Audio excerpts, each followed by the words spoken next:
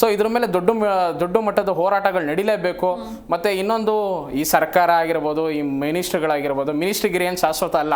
ಇವತ್ತು ಧರ್ಮೇಂದ್ರ ಪ್ರಧಾನ್ ಒಂದು ದೇಶದ ಕಪ್ಪು ಪುಟಗಳಲ್ಲಿ ಕಪ್ಪು ಚುಕ್ಕಿಯಾಗಿ ಉಳ್ಕೊಂತಾರೆ. ಯಾಕಂದ್ರೆ ಇಷ್ಟು ದೊಡ್ಡ ಮಟ್ಟದಲ್ಲಿ ವಿದ್ಯಾರ್ಥಿಗಳ ಸಾವಾಗಿದೆ, ಇಷ್ಟು ದೊಡ್ಡ ಮಟ್ಟದಲ್ಲಿ ಜಂತರ್ ಮಂತರಲ್ಲಿ ವಿದ್ಯಾರ್ಥಿಗಳ ಹೋರಾಟ ನಡೀತಿದೆ. ಒಂದು ಕೇಳಿಸ್ಕೊಳ್ಳುವಂತಹ ಸಹನೆ, ಕೇಳಿಸ್ಕೊಳ್ಳುವಂತಹ ಒಂದು ರಿಯಾಕ್ಟ್ ಮಾಡುವಂತಹ ಒಂದು ಇದೇ ನಮ್ಮ ಸರ್ಕಾರಕ್ಕೆ ಇಲ್ವಲ್ಲ. ಈ ಏನು ನಮ್ಮ ಗಾಂಧೀಜಿ ರವರು ಹೇಳುವಂತಂದ್ರೆ ಕೆಟ್ಟದ್ದು ಕೇಳಬಾರ್ದು, ಕೆಟ್ಟದ್ದು ನೋಡಬಾರ್ದು, ಕೆಟ್ಟದನ್ನ ಮಾತಾಡಬಾರ್ದು ಅನ್ನೋ ರೀತಿ ಏನಿದೆ, ಅವರ ಹಾಕಂತ ಅಡಿಗಲ್ಲಲ್ಲಿ ಬಂದಂತಹ ದೇಶ ನಮ್ಮದು. ಈ ದೇಶದಲ್ಲಿ ನಮ್ಮ ವಿದ್ಯಾರ್ಥಿಗಳಿಗೆ ತೊಂದರೆ ಆಗ್ತಾ ಇದ್ರೆ ಅದನ್ನ ನೋಡಬಾರ್ದು, ವಿದ್ಯಾರ್ಥಿಗಳಿಗೆ ತೊಂದರೆ ಪೇಪರ್ ಲೀಕ್ ಆಗ್ತಾ ಇದ್ರೆ ನಾವು ಕಣ್ಮುಚ್ಕೊಬೇಕು, ಇದ್ರ ಮೇಲೆ ಕ್ರಮ ಕೈಗೊಳ್ಳಬಾರ್ದು, ಮಾತಾಡಬಾರ್ದು ಅಂತ ಇವತ್ತು ಕೇಂದ್ರ ಸರ್ಕಾರ ಲಜ್ಜೆಗೇಡಿತನನ ಮತ್ತೆ ಏನು ವಿದ್ಯಾರ್ಥಿ ವಿರೋಧಿ ಧೋರಣೆನ ನಡೆಸ್ತಾ ಇದೆ. ಇದನ್ನ ನಾವು ಖಂಡಿಸಲೇಬೇಕು.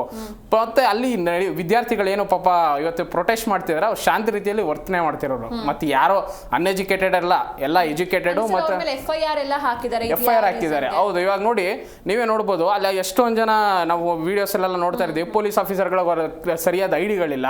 ಮತ್ತೆ ಅಲ್ಲಿ ಒಂದು ಹೆಣ್ಮಕ್ಳು ಮೇಲೆ, ವಿದ್ಯಾರ್ಥಿಗಳ ಮೇಲೆ, ವಿದ್ಯಾರ್ಥಿನಿಯರ ಮೇಲೆ ಯಾರೋ ಒಬ್ಬ ಪೊಲೀಸ್ ಬಂದು ಹಲ್ಲೆ ಮಾಡ್ತಾನೆ. ಪಾಪ ವಿದ್ಯಾರ್ಥಿಗಳು ಓಡೋಗ್ತಿದ್ರೆ ಅವ್ರ ಕಾಲನ್ನ ಎಳೆದು ಬೀಳಿಸುವಂಥದ್ದು ಎಷ್ಟು ಅಮಾನವೀಯ ಸ್ಥಿತಿ. ಅವ್ರ ಮಕ್ಕಳನ್ನು ಸಹ ಓದೇ ಇರ್ತಾರೆ ಕಾಲೇಜ್ಗಳಲ್ಲಿ, ಅವ್ರ ಮಕ್ಳಿಗೆ ಇದೆ ಆದ್ರೆ ಸುಮ್ಮನೆ ಇರ್ತಿದ್ರ ಆ ಪೊಲೀಸ್ ಅಧಿಕಾರಿಗಳು? ಮತ್ತೆ FIR ಇದೆಲ್ಲ ಇದ್ದೇ ಇರುತ್ತೆ, ಇಲ್ಲ ಅಂತಲ್ಲ. ಹಾಗೂ ಆ ಮಕ್ಕಳ ಮೇಲೆ ಹಾಕಿ ಅವರ ಜೀವನನ ಹಾಳು ಮಾಡುವಂಥದ್ದು ದೊಡ್ಡ ಮಟ್ಟದ ತಪ್ಪು. ಮತ್ತೆ ನಮ್ಮ ಸಂವಿಧಾನದಲ್ಲೇ ಇದೆ, ಫ್ರೀಡಮ್ ಆಫ್ ಎಕ್ಸ್ಪ್ರೆಷನ್ ಇರ್ಬೋದು, ಫ್ರೀಡಮ್ ಆಫ್ ಸ್ಪೀಚು, ಹೌದು, ಪ್ರತಿಯೊಂದು ಇದೆ. ಸೊ ನಮ್ಮ ಸಂವಿಧಾನದಲ್ಲಿ ನಮ್ಮ ಹಿರಿಯರು ನಮ್ಗೆ ಹಾಕೊಟ್ಟ ಅಡಿಪಾಯದಲ್ಲಿ ನಮಗಿದೆ. ಅದನ್ನ ಪಾಪ ನ್ಯಾಯ ಕೇಳ್ತಿದ್ದಾರೆ. ಅವ್ರೇನೋ ದೊಡ್ಡ ಮಟ್ಟದಲ್ಲಿ ಏನೋ ವಿಧ್ವಂಸಕ ಕೃತಿಯನ್ನ ಮಾಡ್ತಿಲ್ಲ. ನೇಪಾಳದಲ್ಲಿ ಮಾಡಿದ್ರಲ್ಲ, ಆ ತರ ಮಾಡಿದ್ರೆ ಮೋಸ್ಟ್ಲಿ ಮುಂದಿನ ದಿನಗಳಲ್ಲಿ ನ್ಯಾಯ ಸಿಗ್ಬೋದು ಅನ್ಸ್ತಿದೆ ಇದನ್ನೆಲ್ಲ ನೋಡ್ತಿದ್ರೆ. ಯಾಕಂದ್ರೆ ಶಾಂತಿಯುತವಾಗಿ ಕೇಳಿದ್ರೆ ಇವ್ರು ನಮ್ಮ ಮೇಲೆ FIR ಹಾಕ್ತಾರೆ. ಅದೇ ನೇಪಾಳ ರೀತಿ ಜನ್ಸಿದಂಗೆ ಮಾಡಿದ್ರೆ ಇವರು ರಾಜೀನಾಮೆನೂ ಕೊಡ್ತಾರೆ, ಮುಂದಿನ ದಿನಗಳಲ್ಲಿ ನಮ್ಮ ನ್ಯಾಯನೂ ಸಿಗುತ್ತೆ ಅಂತ ನನಗೆ ಭಾವನೆ ಆಗ್ತಾ ಇದೆ ಮೇಡಮ್. ವಿಕ್ರಮ್ ಅವರೇ, ಈಗ ವಿದ್ಯಾರ್ಥಿಗಳ ದಂಗೆ, ಈ ದಂಗೆ ಬಗ್ಗೆ ಏನ್ ಹೇಳ್ತೀರಾ? ನೀವು ಫಸ್ಟ್ ರಿಯಾಕ್ಷನ್ ಏನು? ಈ ದಂಗೆ ಬಗ್ಗೆ ಹೇಳೋದಾದ್ರೆ, ವಿದ್ಯಾರ್ಥಿಗಳು ಅನ್ಯಾಯ ಆದಾಗ ದಂಗೆ ಮಾಡೇ ಮಾಡ್ತಾರೆ. ಯಾಕಂದ್ರೆ ಅವ್ರಿಗೆ ಅನ್ಯಾಯ ಆಗಿದೆ, ಅವ್ರು ಓಡಾಡ್ಬೇಕು, ರಸ್ತೆಗಿಳಿದು ಹೋರಾಟ ಮಾಡಿದಾಗೇನೆ ಅವ್ರಿಗೆ ನ್ಯಾಯ ಸಿಕ್ಕೋದು.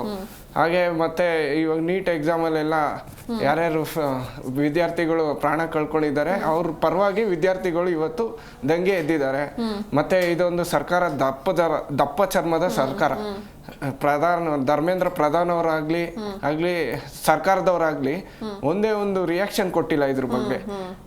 ಯಾವಾಗ ನಾವು ರಿಯಾಕ್ಷನ್ ಕೊಡಲ್ಲ, ಯಾವಾಗ ನಾವು ಸೂಕ್ತ ಕ್ರಮ ತಗೊಳ್ಳಲ್ಲ, ಅವಾಗ ವಿದ್ಯಾರ್ಥಿಗಳು ದಂಗೆ ಹೇಳಲೇಬೇಕು. ಹಾಗೆ ಮತ್ತೆ ನ್ಯಾಯ ಕೇಳಲೇಬೇಕು, ಉಪವಾಸ ಸತ್ಯಾಗ್ರಹ ಮಾಡಲೇಬೇಕು ಅಂತ ಕೇಳ್ತೀನಿ.